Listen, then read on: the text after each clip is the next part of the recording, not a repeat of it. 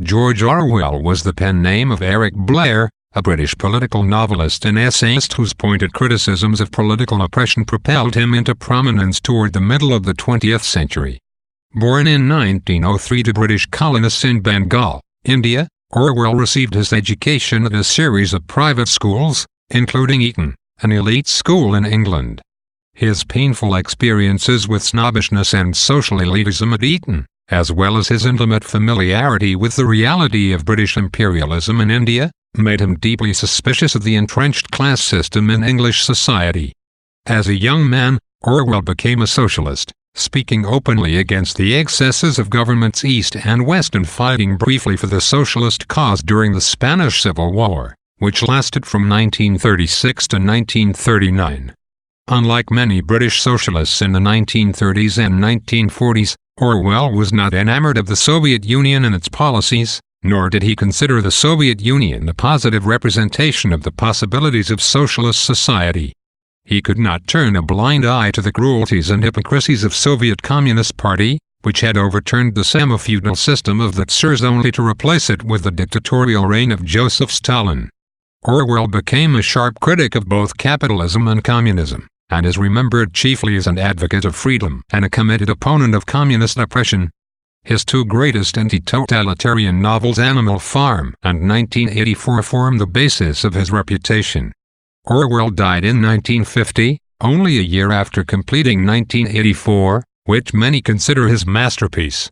A dystopian novel, 1984 attacks the idea of totalitarian communism, a political system in which one ruling party plans and controls the collective social action of a state by painting a terrifying picture of a world in which personal freedom is non-existent.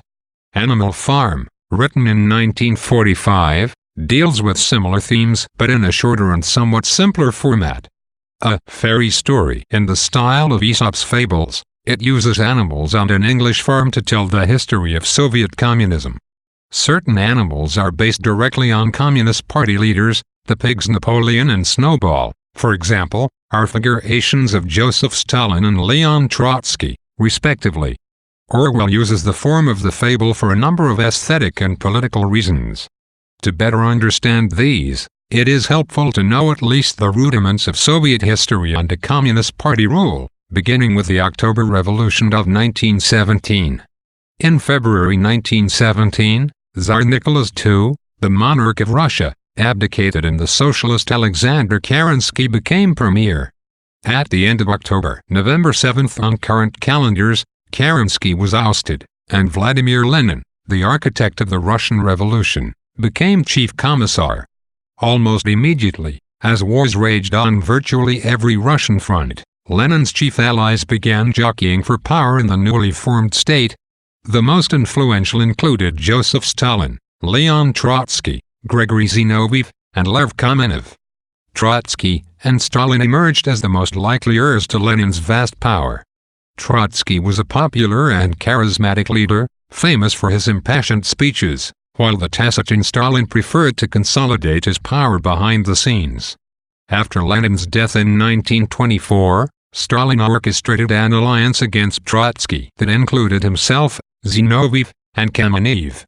In the following years, Stalin succeeded in becoming the unquestioned dictator of the Soviet Union and had Trotsky expelled first from Moscow, then from the Communist Party, and finally from Russia altogether in 1936.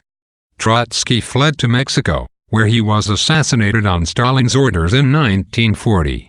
In 1934, Stalin's ally Sergei Kirov was assassinated in Leningrad, prompting Stalin to commence his infamous purges of the Communist Party.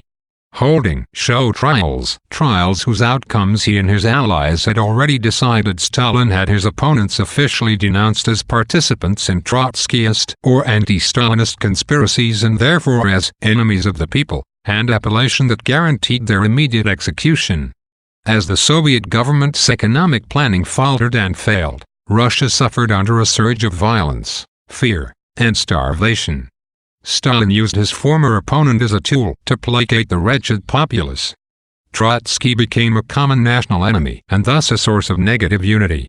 He was a frightening specter used to conjure horrifying eventualities, in comparison with which the current misery paled. Additionally, by associating his enemies with Trotsky's name, Stalin could ensure their immediate and automatic elimination from the Communist Party. These and many other developments in Soviet history before 1945 have direct parallels in Animal Farm. Napoleon ousts Snowball from the farm and, after the windmill collapses, uses Snowball in his purges just as Stalin used Trotsky. Similarly, Napoleon becomes a dictator, while Snowball is never heard from again. Orwell was inspired to write Animal Farm in part by his experiences in a Trotskyist group during the Spanish Civil War, and Snowball certainly receives a more sympathetic portrayal than Napoleon. But though Animal Farm was written as an attack on a specific government, its general themes of oppression, suffering, and injustice have far broader application. Modern readers have come to see Orwell's book as a powerful attack on any political, rhetorical, or military power that seeks to control human beings unjustly. Russian society in the early 20th century was bipolar. A tiny minority controlled most of the country's wealth, while the vast majority of the country's inhabitants were impoverished and oppressed peasants. Communism arose in Russia when the nation's workers and peasants, assisted by a class of concerned intellectuals known as the intelligentsia, rebelled against and overwhelmed the wealthy and powerful class of capitalists and aristocrats. They hoped to establish a socialist utopia based on the principles of the German economic and political philosopher Karl Marx. In Das Kapital, Marx advanced an economically deterministic interpretation of human history, arguing that society would naturally evolve from a monarchy and aristocracy, to capitalism, and then on to communism, a system under which all property would be held in common. The dignity of the poor workers oppressed by capitalism would be restored, and all people would live as equals. Marx followed this sober and scholarly work with the Communist Manifesto, an impassioned call to action that urged, "Workers of the world, unite." In the Russia of 1917, it appeared that Marx's dreams were to become reality. After a politically complicated civil war, Tsar Nicholas II, the monarch of Russia, was forced to abdicate the throne that his family had held for 3 centuries. Vladimir Ilyich Lenin, a Russian intellectual revolutionary, seized power in the name of the Communist Party. The new regime took land and industry from private control and put them under government supervision. This centralization of economic systems constituted the first steps in restoring Russia to the prosperity it had known before World War I and in modernizing the nation's primitive infrastructure, including bringing electricity to the countryside. After Lenin died in 1924, Joseph Stalin and Leon Trotsky jockeyed for control of the newly formed Soviet Union.